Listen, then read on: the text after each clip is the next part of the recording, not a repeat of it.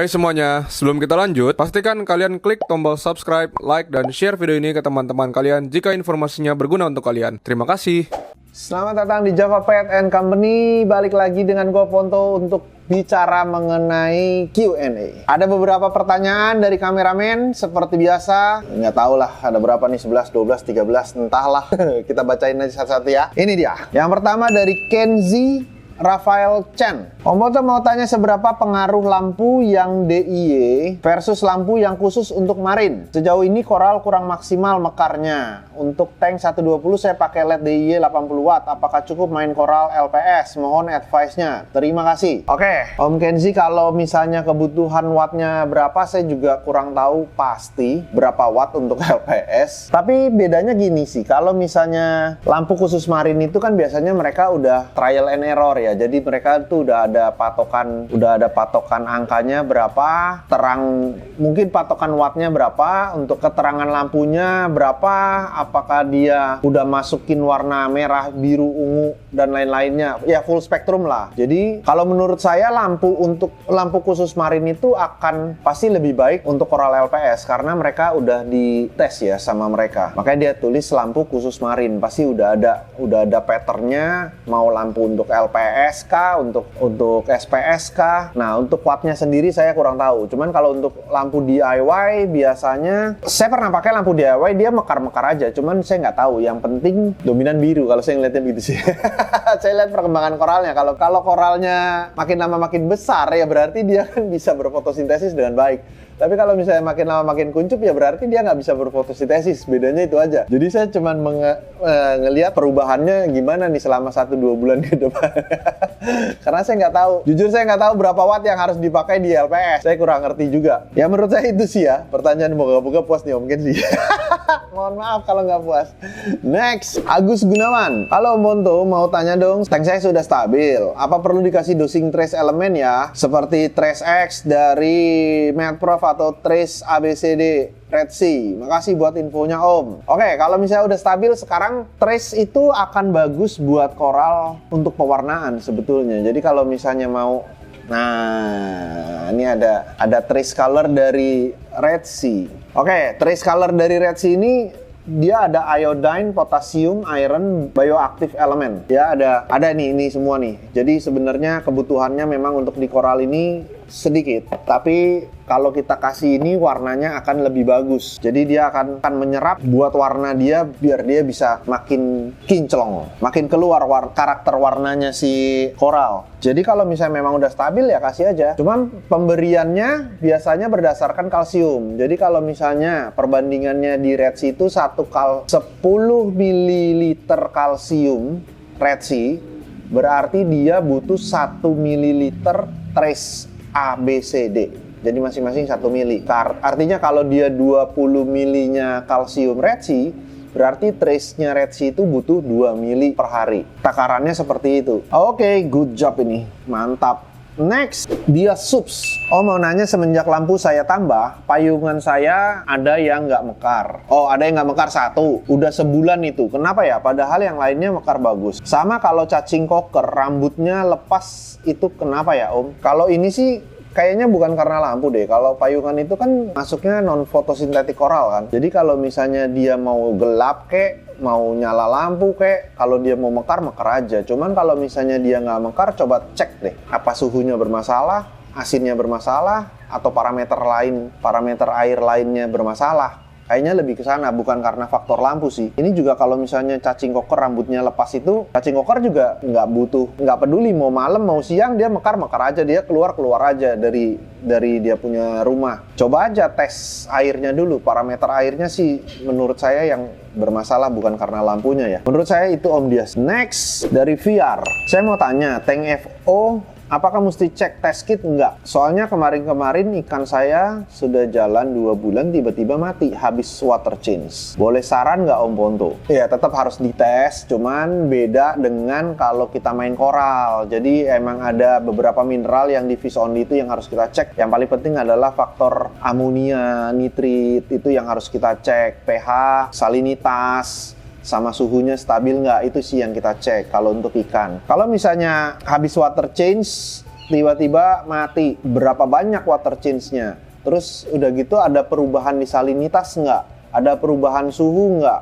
Itu yang bikin ikan di dalamnya tuh jadi stres. Tapi kalau misalnya suhunya sama, asinnya sama, terus kita water change-nya juga paling banyak 50%, harusnya sih nggak masalah. Yang paling penting amonia sama pH-nya. pH nih kalau misalnya kita water change pakai air yang udah lama menggenang di toren misalnya di penampungan, biasanya pH-nya akan ngedrop. Kalau pH-nya udah sampai di bawah 5, itu udah acidic. Jadi itu udah harus dinaikin dulu pH-nya. Kalau nggak jadi racun itu, nanti ikannya juga pasti drop. Adanya pH drop bikin ikan itu jadi stres juga. Coba aja cek dulu itunya. pH, amonia, nitrit, salinitas, sama suhu. Itu sih kalau untuk fish only. Saran saya itu ya. Next, Dani Chan. Om Ponto, sukses selalu. Adakah koral yang nggak perlu perhatiin Big Three? Apakah bisa makroalga dan koral bisa digabung di satu tank utama? Makroalga dan koral bisa kok, bisa digabung di satu tank yang sama. Kalau misalnya koral yang nggak butuh Big Three, ya mungkin anemon ya, anemon tapi masuknya invert ya, kayak invert jenis anemon itu dia nggak peduli dengan Big Three. Terus kalau NPS juga saya rasa nggak terlalu pengaruh sama Big Three. Yang penting dia ada phytoplankton, zooplankton, ya lebih ke sana sih kalau saya rasa. Cuma kalau koral-koral LPS sudah pasti Big Three, apalagi kayak SPS itu pasti butuh Big Three. Adalah beberapa yang nggak perlu perhatiin Big Three ya, kayak koral-koral yang tadi saya sebut tuh, jenis NPS yang non fotosintetik, kayak spons kan bukan koral tapi payungan, terus apa lagi ya, yang NPS jenis-jenis payungan yang nggak fotosintetis lah, kayaknya dia nggak terlalu pengaruh dengan kondisi itu. Yang penting dia dapat plankton, dapat fitoplankton aja, dia dapat buat makan. Saya rasa itu ya. Makroalga tadi udah saya sebut ya. Bisa kok, bisa. Makroalga dengan koral bisa digabung. Makroalga kayak aseman, angguran gitu kan bisa aja digabung dengan koral. Ya saya rasa itu Om Dani ya. Thank you ya. Next, Pikrapi. Ko Ponto, saya mau tanya. Saya kan lagi proses cycling dan ini sudah berjalan 7 hari. Saya menggunakan ASW 1024, bakteri, bioptim, dan biodigas. Menggunakan live rock dan bare bottom. Nah, kalau yang lain kan biasanya brown hair alga dulu kan, tetapi di saya kok tidak ya. Tapi malah muncul kecil-kecil lumut kayak rambut, kelihatan helai-helai agak tebal gitu, warna merah ungu gitu sih. Dan ada warna hijau juga. Terus saya cari-cari di Google, sepertinya itu jenis, ini kayaknya cyano deh. Terus saya cari-cari di Google, sepertinya itu jenis red turf alga. Red turf alga tuh apa ya? Jenis red turf alga. Kayaknya yang hijau yang bakal jadi green turf alga. Kok aneh ya, Ko Ponto cycling saya. Minta tolong pencerahannya dong, karena yang lain biasanya brown hair alga duluan, tapi saya kok beda ya. Oke, kalau saya ngelihat, ini saya baca dengan kondisi ini sih, kemungkinan yang terjadi adalah cyano. Ya mungkin cyano itu red turf alga ya. Red turf alga itu cyano bukan sih? Coba nanti di browsing deh. Cuma menurut saya, ya mungkin ini red turf alga ini cyano kali ya. Cyano merah sama cyano hijau. Dia berambut agak tebal. Ya ada sih rambut-rambutnya dan emang dia tebal. Sebenarnya ini gumpalan bakteri. Oke, jadi kalau kondisi seperti ini, saya juga pernah ngalamin. Jadi cyclingnya ini tuh terlalu banyak kosong. Jadi percuma kalau misalnya kita kasih dia bakteri di dalamnya, terus kita kasih boosternya juga, ini tuh bakterinya nggak akan berkembang kalau misalnya tidak ada biotanya. Jadi bakterinya ini tidak akan bisa dapat makan, akhirnya dia nggak berkembang. Jadi sampai dengan mau 1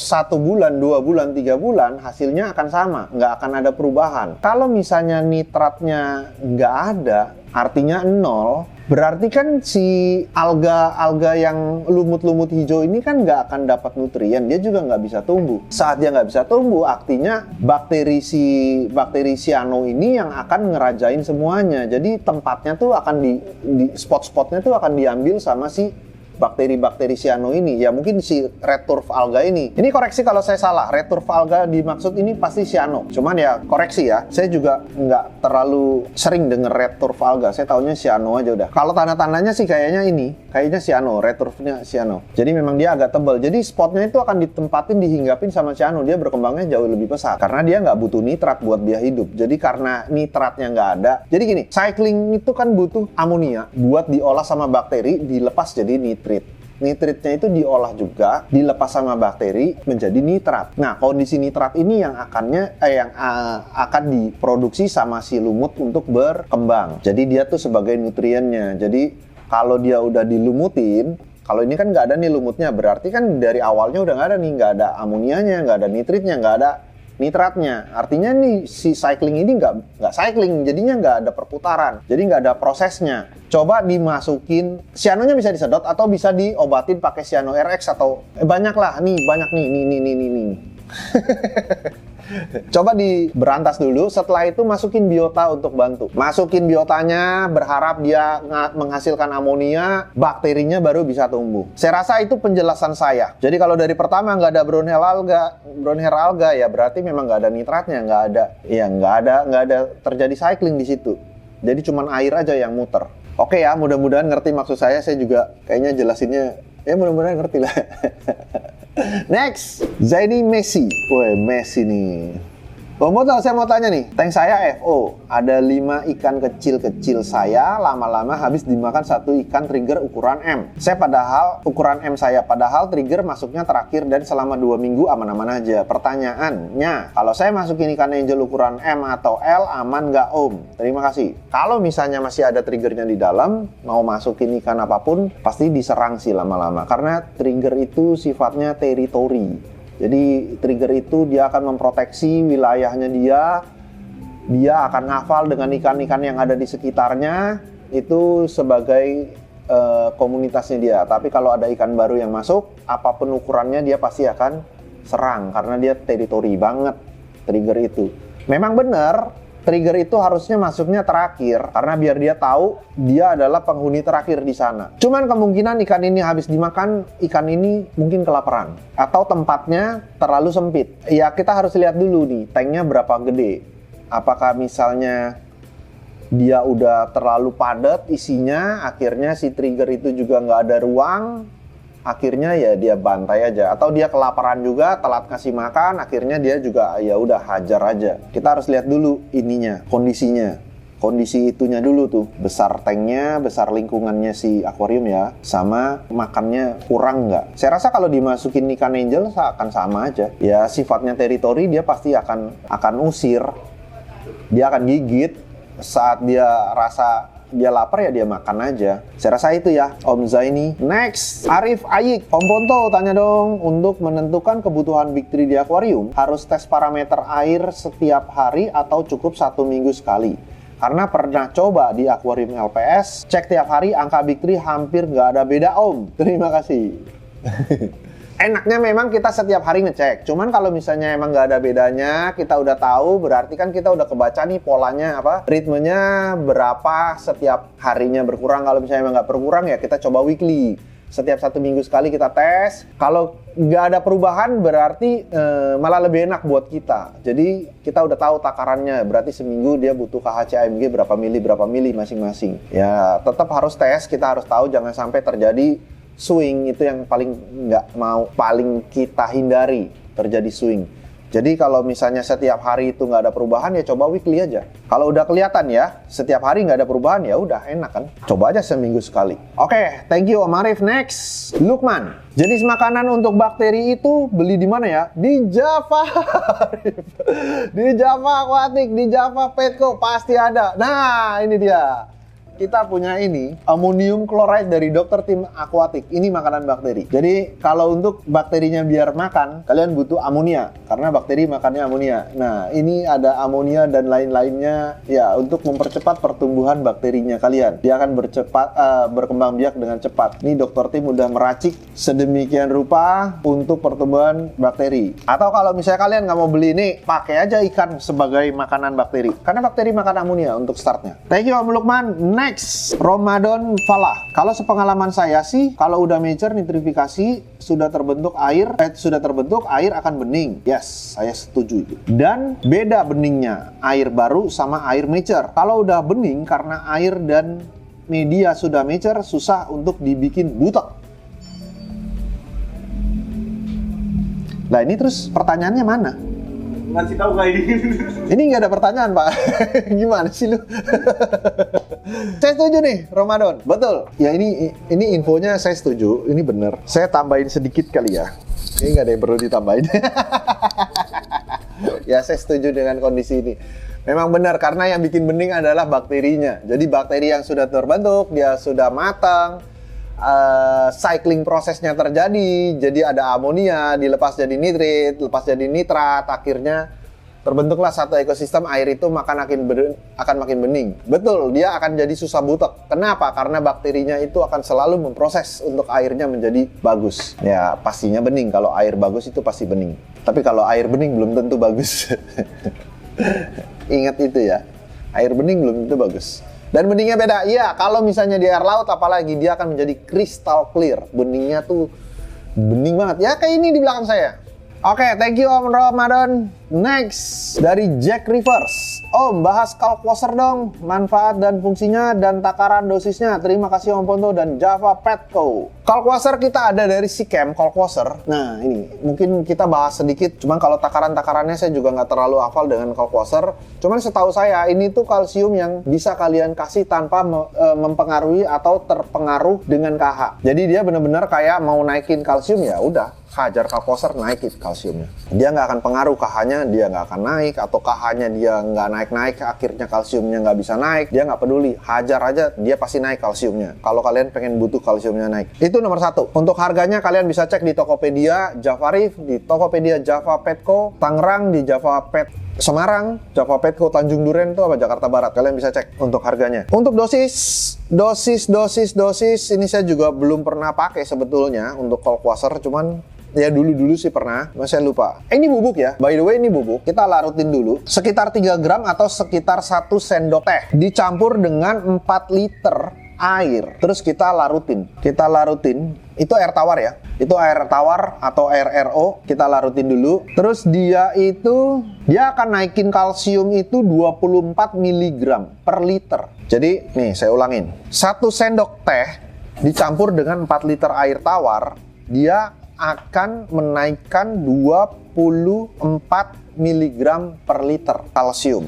Nah, jadi kalian bisa butuhnya berapa nih? Kalian bisa hitung nih. Kalau misalnya kalian butuhnya kalsium di 420, terus ternyata ya kalian hitung sendirilah. Saya nggak jago hitung-hitungan, pusing nanti. Terus apa lagi yang kita bahas? Manfaat dan fungsinya. Manfaatnya itu udah tadi untuk naikin kalsium, fungsinya juga udah. Untuk naikin takaran dosisnya udah. Ya udah, itu kalian kalau mau coba pakai. Dan enaknya ini tuh lebih irit daripada yang liquid biasanya. Yang paling penting adalah dia bisa naikin kalsium tanpa mempengaruhi kondisi KH. Ini enaknya pakai Sikem Kalkwasser.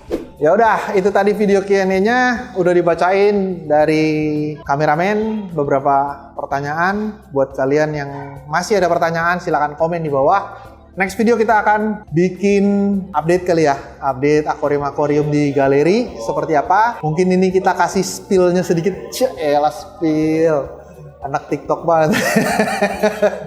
Sampai ketemu lagi di video berikutnya, bye bye.